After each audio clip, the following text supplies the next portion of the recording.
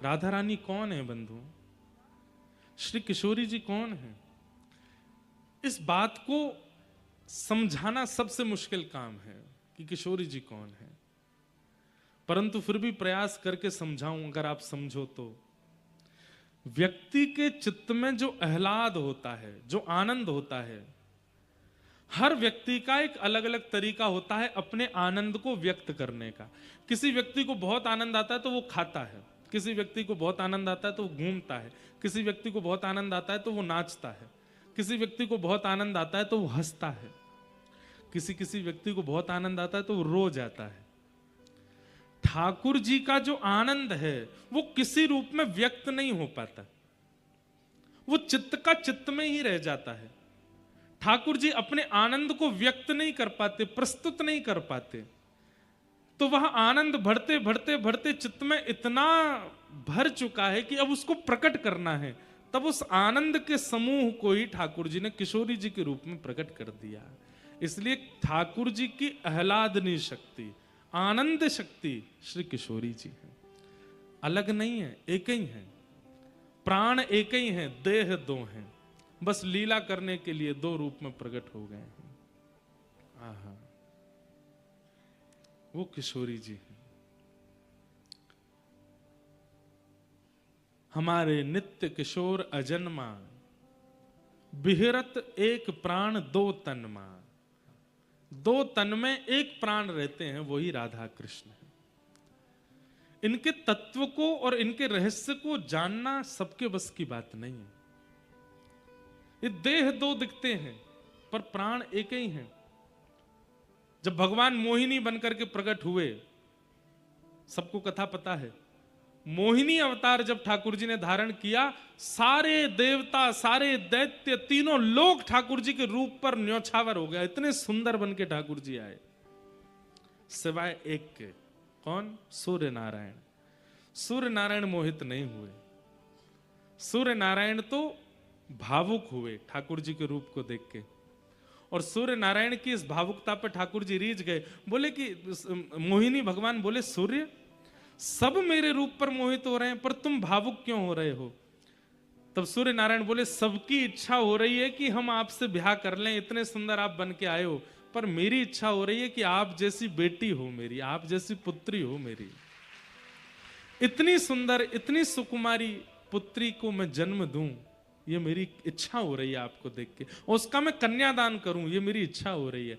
ठाकुर जी मोहिनी रूप में बोले, चिंता नहीं करो, पूरे विश्व को मोहित करने वाली मोहिनी और इस मोहिनी को भी अपने रूप पर मोहित करने वाली श्री राधा बन करके हम तुम्हारे यहां जन्मेंगे, और तुम ही सूर्य ही वृषभानु बन करके आए बरसाना में, और उनके यहां जन्मे। ठाकुर जी का ही अब राधा रानी कैसे प्रकट हुई? जब वृषभानु जी ने तपस्या की, तब वैकुंठ में भगवान ने प्रतिबिंब में, शीशे में अपने आप को देखा और अपने रूप को ही गौर वर्ण कर दिया। श्री लक्ष्मी जी की चुनरी पहन ली, अपने केश खोल दिए, कानों में कुंडल, आंखन में काजल, मुख, माथे पर सुंदर बिंदी, कंठे में कड़ूला आदि जब धारण किए, श्री कृष्ण का ही प्रतिबिंब किशोरी जी प्रकट हो गई। ठाकुर जी ने उसी प्रतिबिंब को स्तब्ध करके वृषभानु बाबा के यहाँ राधा रानी के रूप में भेजा है। लोग कहते हैं फिर राधा रानी से प्रेम क्यों हो गया ठाकुर जी को? अपने प्रतिबिंब से किसको प्रेम नहीं होता? सबको प्रेम होता है। पंडाल में अगल बगल अगर शीशे लगा दिए जाएं तो श्रोता लोग भी अंदर आएंगे ना, शीशा में यूं ही देखते आएंगे, वाह बढ़िया लग रहा है ना। प्रतिबिंब सबको प्रिय होता है।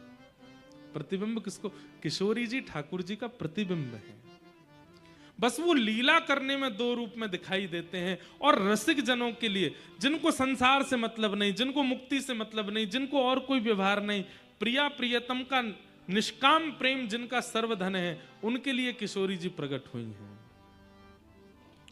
हमारे व्रज में गाते हैं, हो व्रज में, हाँ व्रज में ऐप ले लो,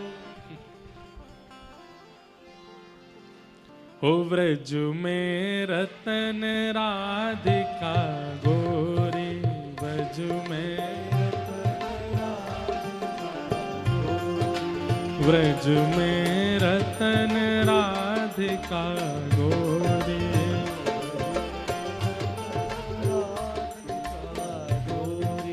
हे राधिका गोरी, राधिका गोरी, राधिका गोरी, राधिका गोरी, राधिका गोरी, राधिका गोरी। ओ ब्रज में रतन राधिका गोरी,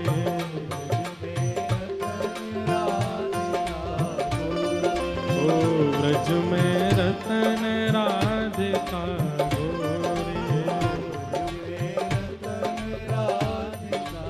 गाइए, हे राधिका गोरी, राधिका गोरी, राधिका गोरी, राधिका गोरी, ओ राधिका गोरी, राधिका गोरी, राधिका गोरी, राधिका गोरी। ओ ब्रज में रतन राधिका गोरी, ब्रज में रतन राधिका गोरी, ब्रज में रतन